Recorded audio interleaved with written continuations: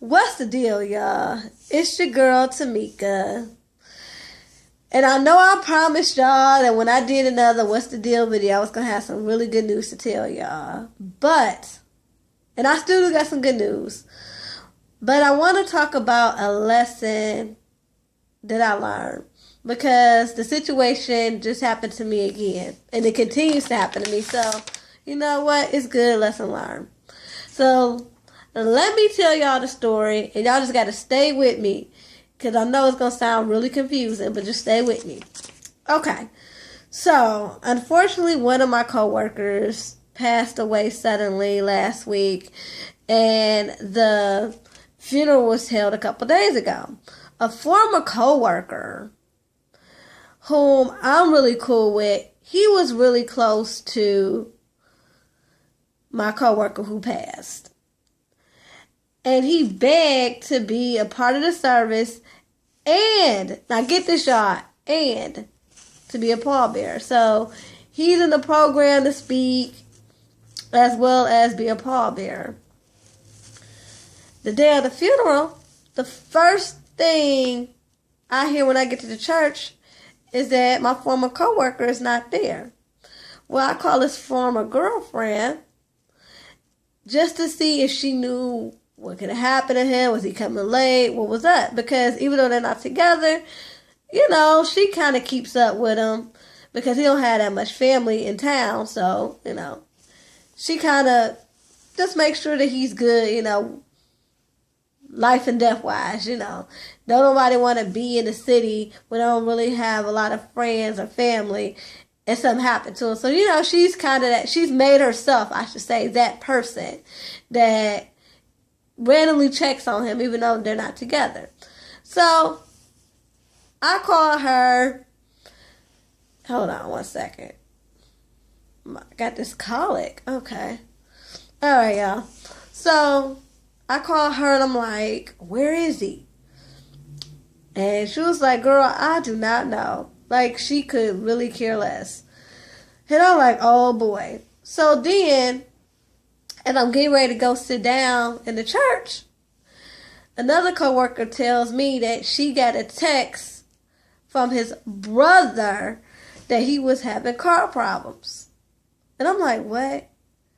That don't make sense. So I text his former girlfriend like, so-and-so car broke down? And she texted me back, when? I said, I don't know. So after that exchange, I go into the church or whatever. Midway through the service, do you know I get a text that's saying, girl, his car not broke down. He's totally fine. So now I'm pissed all day because I'm like, well, why didn't he show up to the service? Like, what is his problem? He begged to be a part of the service.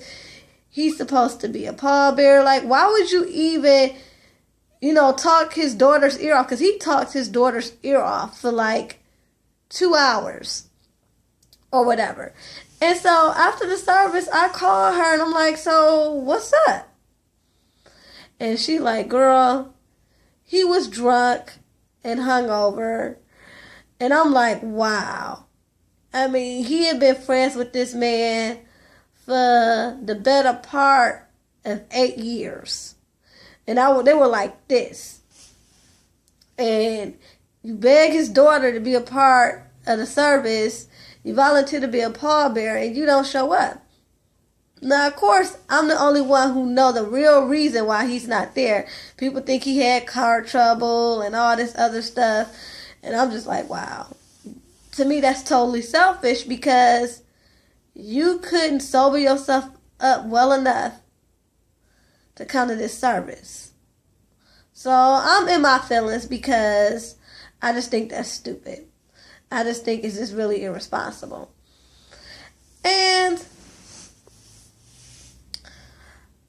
I had to sit there and pray about it. Because when I tell y'all it was heavy on my heart the whole day. Because this is a pattern that he has. He's, a lot of people in my office don't know who he is, but I know who he is. So that's what made me mad. Because this is a repeated action that he does. So anyway, like I said, I was in my feelings all day, and I just had to pray and give it to God. And that's when I realized, you know what? You can't make someone else's mess your mess. So that's why I'm coming to y'all with this video. Because I tend to do that, and I'm really praying on it and really trying to get out of that. Not especially with family and friends. I tend to, if they got an issue, I go over and beyond to help them and things of that nature. And even with a situation like this, I'm feeling bad for his daughter and his family because he didn't show up. And it's like, you know what? That's not my issue. I mean, I know it's really ridiculous that he didn't show up, but I just had to come to the conclusion that that is his issue. That's something he got to work through. His grief, I honestly do think he's an alcoholic, so that disease, that's his issue. And yes, I can be there as a support system, but I can't let that drag me down. I can't let myself get upset about how he's at home hungover. And like I said, I tend to do this, and I'm sharing it because I know many people do this. Many people, when it comes to family and friends, like to be super save them, as they call them. And you can't. Sometimes you just got to let people do what they gonna do.